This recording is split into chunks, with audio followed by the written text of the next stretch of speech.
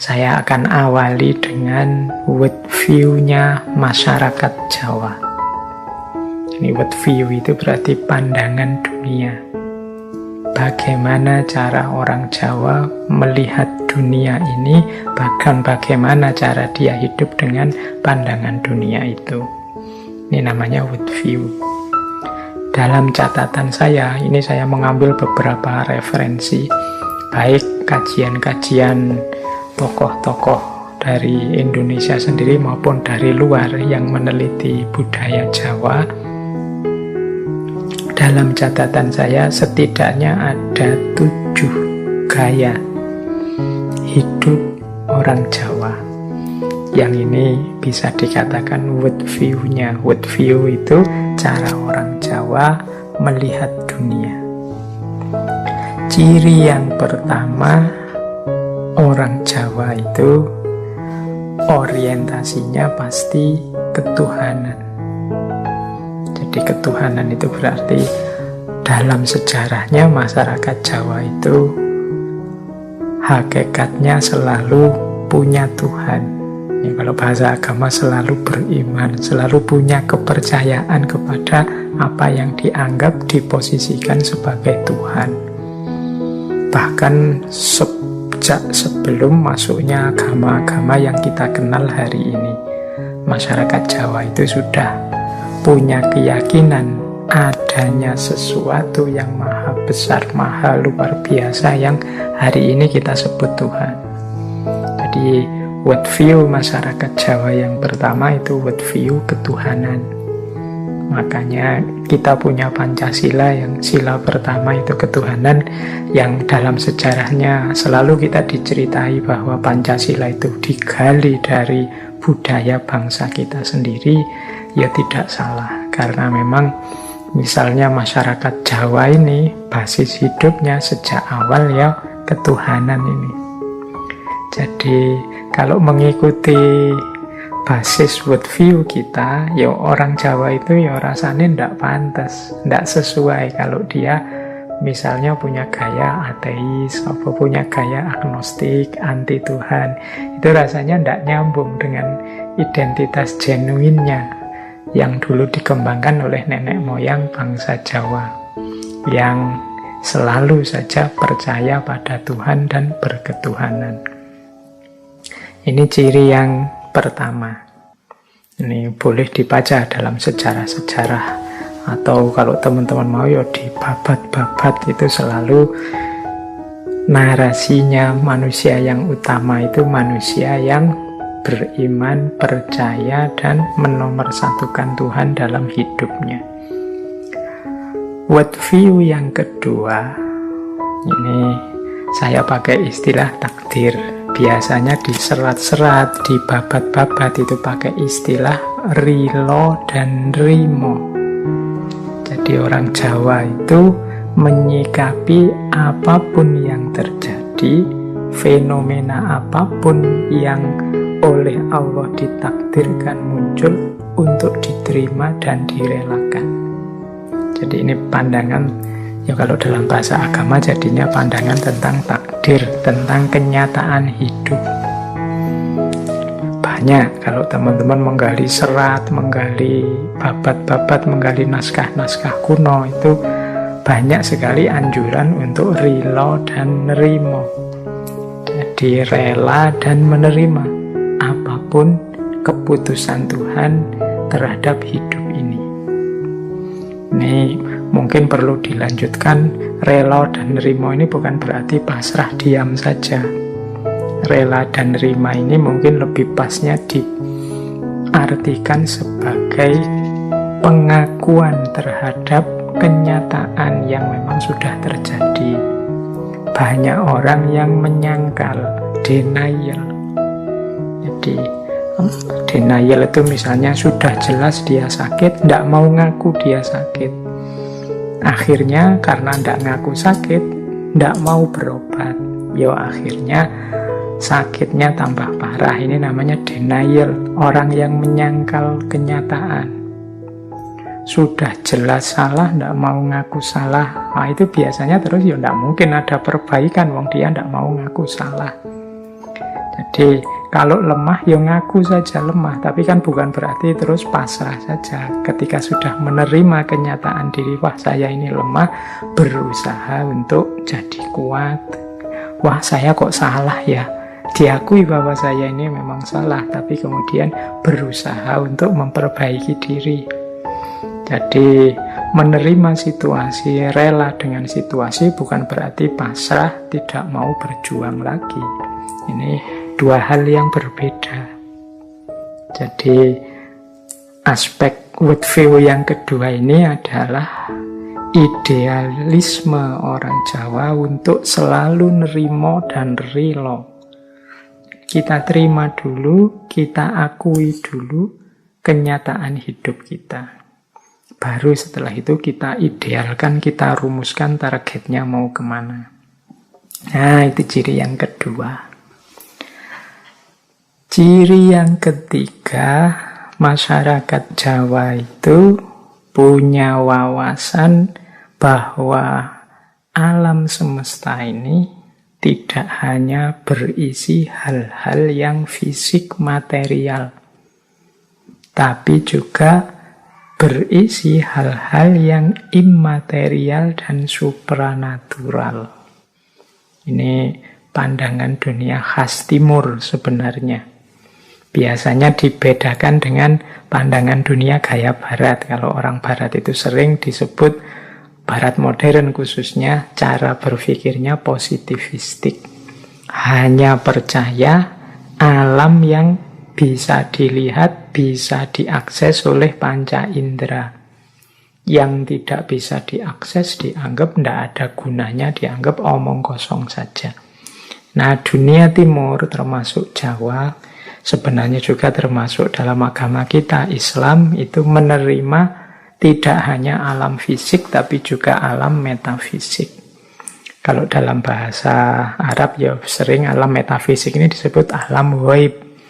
Jadi di dunia timur yang diterima itu alamul ghaib wasyahadah, alam metafisik dan fisik, tidak hanya alam syahadah saja. Yang orang Jawa juga begitu. Jadi percaya bahwa alam semesta ini tidak hanya berisi hal-hal yang bisa dijangkau, bisa diakses oleh panca indera saja. Banyak makhluk, banyak ciptaan yang jenisnya immateri atau supranatural. Berarti ini harus dipahami dengan kacamata khusus, dengan teori, dengan konsep yang khusus pula. Kalau hanya menggunakan metode ilmiah yang positivistik tadi, pasti tidak akan ketemu alam immateri dan supranatural ini. Kalau katanya metode ilmiah, alam immateri, alam supranatural ini sering disebut sebagai meaningless. Meaningless itu ya artinya tidak ada gunanya. Nah, yang keempat, masyarakat Jawa itu kecenderungannya tidak hanya suka pada yang formalistik atau ritual-ritual, aktivitas-aktivitas fisik saja, tapi menyukai juga hal-hal yang sifatnya dalam, aspek rasa, aspek hakikat, nah, yang sejenis-jenis ini. Jadi orang Jawa itu kalau membaca sesuatu tidak berhenti hanya pada fenomenanya, tapi ingin menggali ke dalam, ada rahasia hakikat apa.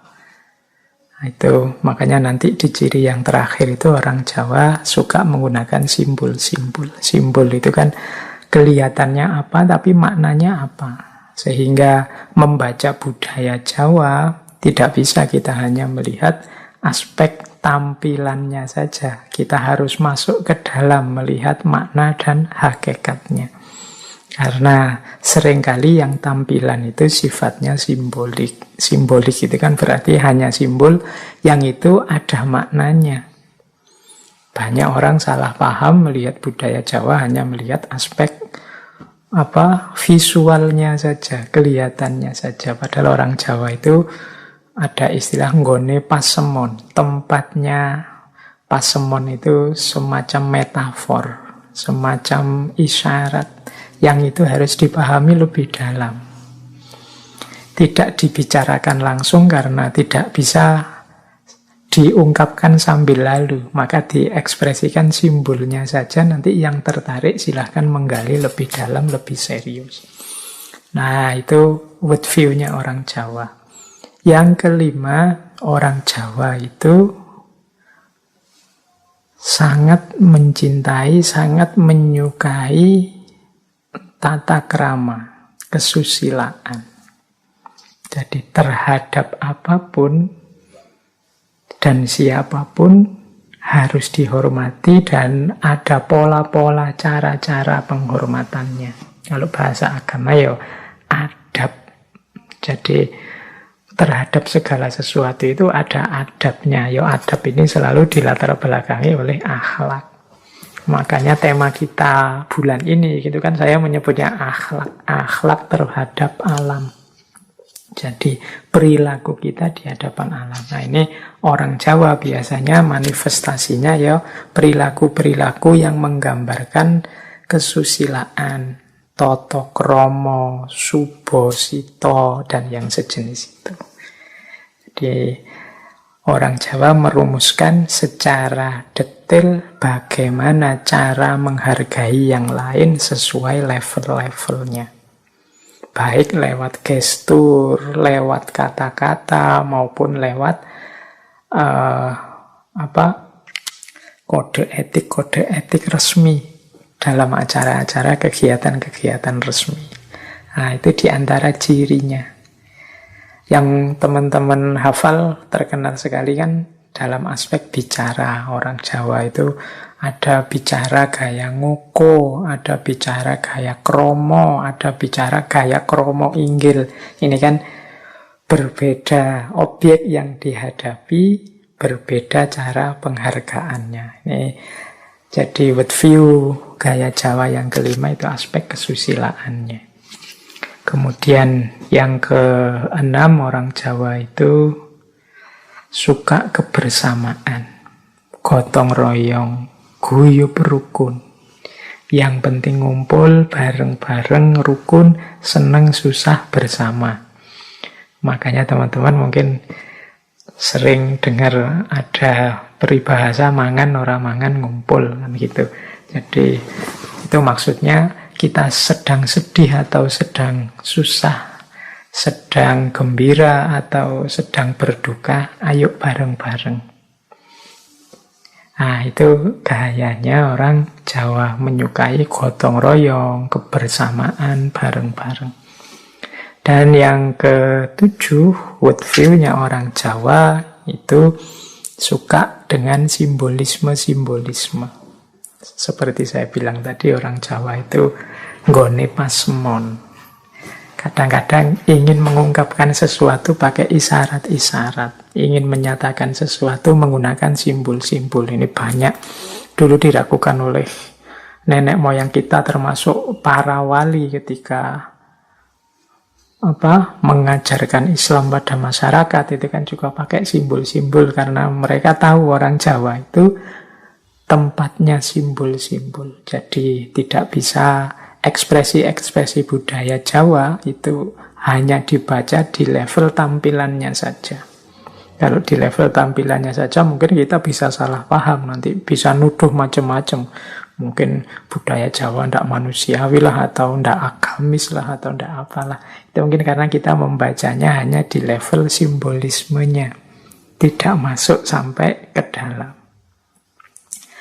Nah, dengan 7 world view inilah nanti orang Jawa menyikapi alam dan dunia sekelilingnya.